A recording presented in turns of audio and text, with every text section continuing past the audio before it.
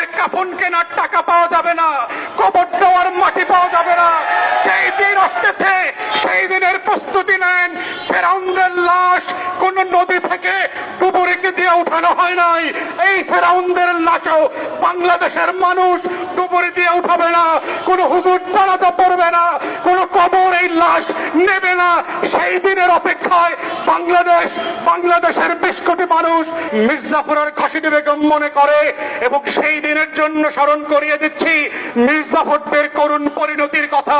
বুড়িগঙ্গায় যেভাবে খাসিদি বেগমকে ইট আর পাথর মাথায় ঝুলায় দিয়ে ডুবাইয়া দেওয়া হয়েছিল, জগৎ শেঠ আর উমিচাঁদকে বড় বড় দুর্গের উপর থেকে বস্তা পেঁচিয়ে দিয়ে ঝুলিয়ে মারা হয়েছিল।